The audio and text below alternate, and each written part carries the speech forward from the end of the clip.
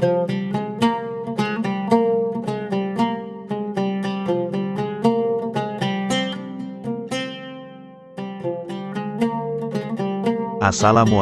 warahmatullahi wabarakatuh. Halo sahabat ngaji tipis-tipis, selamat berjumpa lagi dengan channel saya.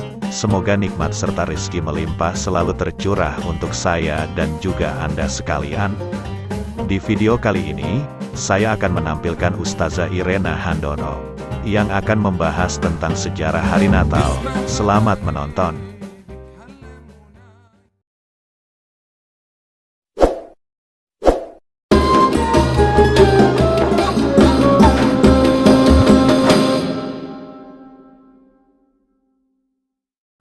Tahun kemarin di televisi kita, di salah satu stasiun televisi, sudah ada pendeta yang menerima pertanyaan, karena saat itu dialog interaktif, menerima pertanyaan, apa benar Yesus dilahirkan 25 Desember?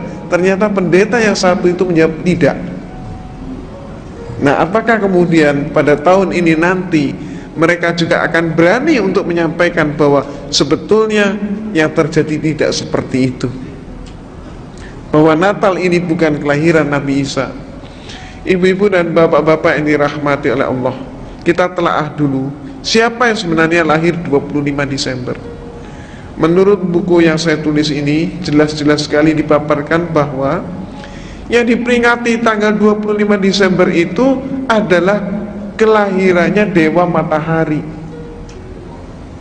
Nah, mengapa Dewa Matahari kemudian dipakai sebagai peringatannya kelahirannya Nabi Isa yang oleh mereka disebut Yesus? Peristiwanya ketika rakyat Romawi masih beragama politisme paganisme.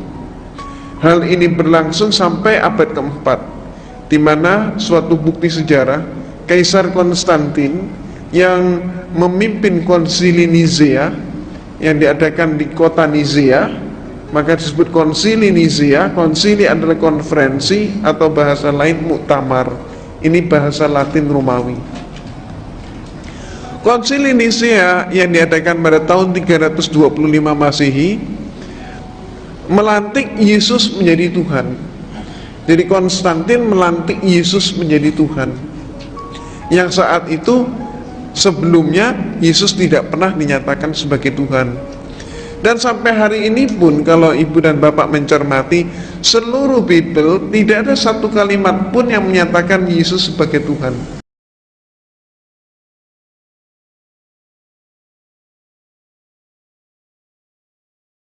Ternyata ada fakta sejarah yang disembunyikan.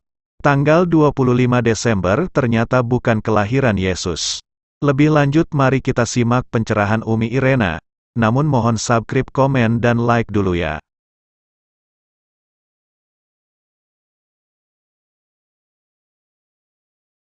Terima kasih, sahabat. Mari kita lanjut kajian kita bersama Umi Irena Handoyo.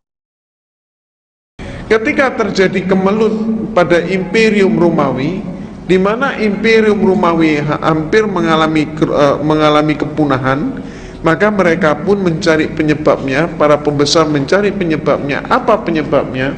Maka saat itu kekaisaran menengarai penyebabnya adalah berbagai macam sembahan-sembahan yang mereka punyai tidak mampu mempersatukan bangsa Romawi. Jadi artinya agama mereka yang ada dianggap tidak kondusif. Maka kemudian Kaisar Romawi menerima masukan, karena dia pun sendiri telah melantik Yesus sebagai Tuhan. Dia menganggap keterangan-keterangan dari Paulus dan anak buah Paulus mengatakan ini ada sebuah agama yang mampu mempersatukan rakyat. Maka kemudian dari situlah Konstantin tertarik dengan Katolik untuk menyederhanakan Tuhan-Tuhan mereka yang berpuluh-puluh itu tadi. Termasuk misalnya yang Bapak Ibu kenal dan yang tidak asing dalam kehidupan orang-orang Romawi maupun di dalam pergaulan sehari-hari, kita kenal nama adalah Dewa Zeus yang dianggap sebagai Dewa Bapak. Bapak Ibu juga kenal istilah Dewi Jupiter. Aurora, Venus, maupun juga yang lain, termasuk Bapak Ibu juga kenal dari film televisi atau film-film lain, Hercules termasuk itu, termasuk Xena termasuk itu. Semua itu adalah dewa dan dewi yang mereka sembah. Tidak mustahil tiap rumah mempunyai sembahan yang beda-beda, walaupun di antara sembahan yang demikian banyak itu ada persamaannya. Di antaranya yang mereka sembah adalah dewa Zeus, ini yang paling populer. Selain itu juga ada dewa lagi yang sangat populer, yaitu dewa Mitra, yang juga disebut Mitras atau disebut dewa Ra. Ini sama, yaitu apa? Yaitu dewa matahari.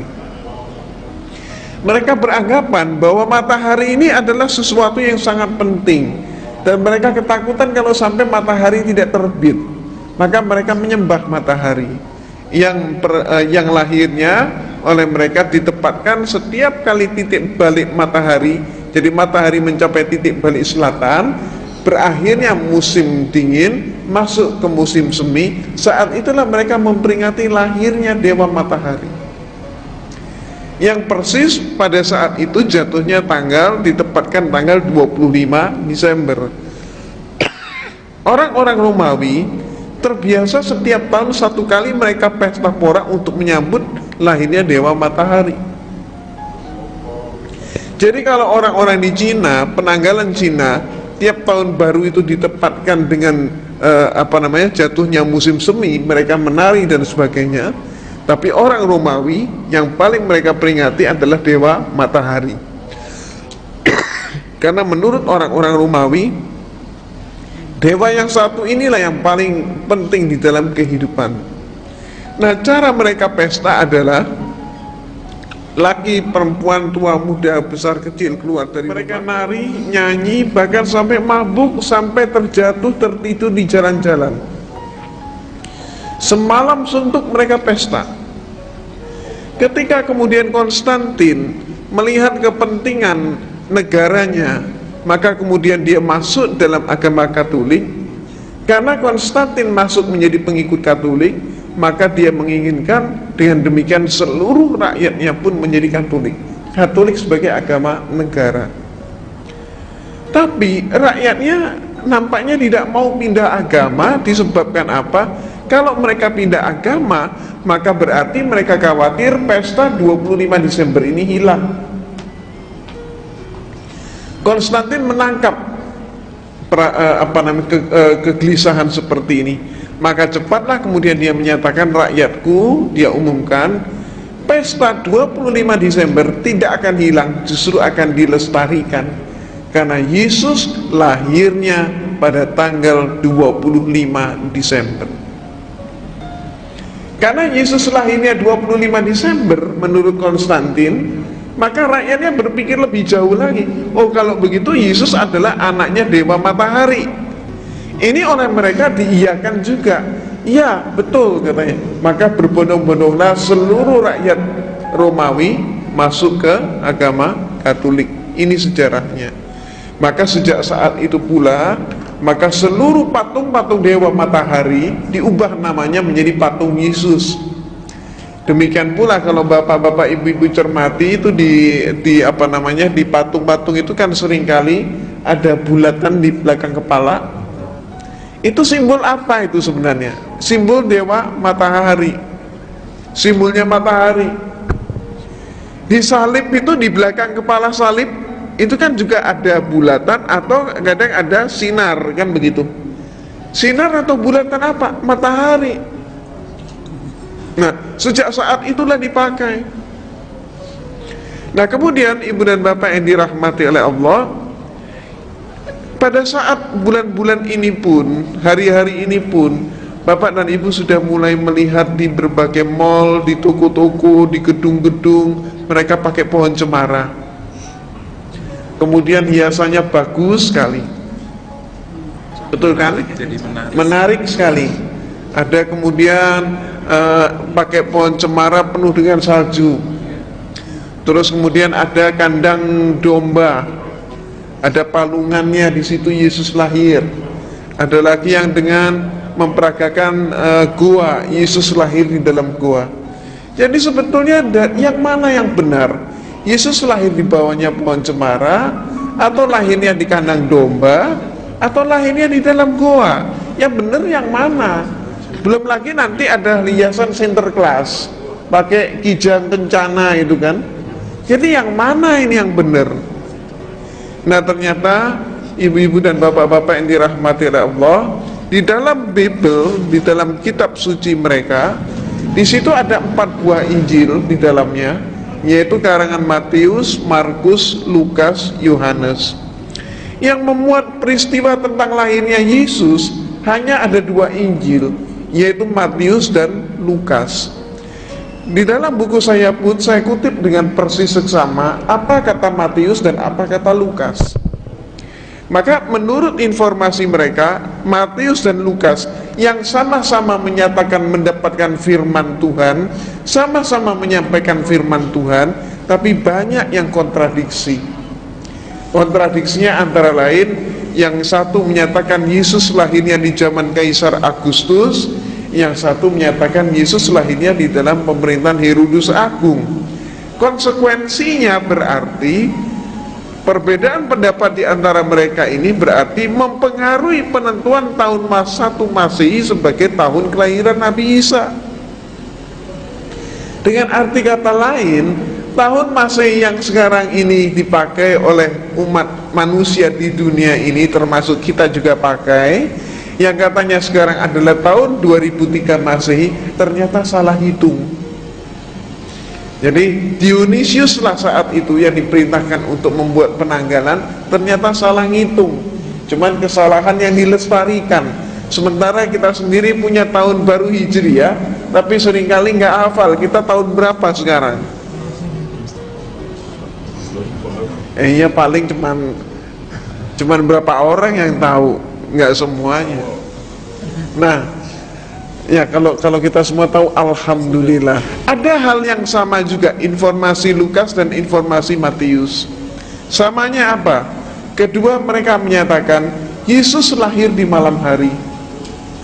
Ketika bintang gemerlapan, dan saat itu gembala menggembalakan ternak mereka ke padang rumput tengah malam. Nah, maka informasi ini coba kita analisis. Kalau dikatakan Yesus lahirnya tengah malam, bintangnya gemerlapan, kemudian gembala menggembalakan ternak ke padang rumput tengah malam, itu artinya musim apa? Nggak mungkin salju ya. Nggak mungkin salju kan? Maka kalau tidak ada salju, kenyataannya mengapa semua hiasan yang ada memakai salju? Betul kan? Ya. Jadi kalau bintangnya gemerlapan, nggak mungkin salju turun. Itu pertama. Nah yang kedua, dikatakan gembala menggembalakan ternak mereka ke padang rumput tengah malam katanya. Kalau kenapa gembala kok digembalakannya tengah malam? Kenapa tidak siang hari? Lembur. Katanya lembur saat itu belum dikenal. Kenapa? Ya kalau mereka menggembalakannya di pagi hari, siang hari, mereka tidak tahan dengan apa? Sengatan matahari di musim panas. Maka mereka menggembalakannya justru di malam hari saat musim panas. Tapi kalau musim dingin menggembalakan di malam hari, beku mereka. Jadi berarti itu saat musim panas. Perhitungan peredaran bulan, waktu, dan musim tidak mungkin saat itu terjadinya di dalam bulan Desember. Nah, sehingga pertanyaannya, siapa sebenarnya yang mereka peringati? Dan nantinya ketemu yang mereka peringati sesungguhnya adalah dewa matahari. Itu sebabnya maka kitab Yahudi mengatakan Yesus lahirnya di dalam bulan Elul. Nah, bulan Elul itu kapan? Bulan Elul itu antara Juli September, bukan Desember. Kalau kitab suci Al-Quran, maka kita simak bersama firman Allah di dalam surat Maryam. Dikatakan dalam surat Maryam bahwa Nabi Isa alaihissalam dilahirkan oleh ibunya di bawah pohon korma. Ketika pohon korma berbuah dengan lebat, maka pangkal korma digoyang, buah korma pun berguguran. Ini musim apa? Musim korma berarti musim panas. Jadi alhamdulillah ibu dan bapak, bulan Agustus yang lalu saya mendapatkan anugerah dari Allah, saya bisa berumroh. Nah, maka Demikian kajian sejarah Islami kali ini, semoga bermanfaat dan menambah keimanan kita. Mohon maaf dan wassalamualaikum warahmatullahi wabarakatuh.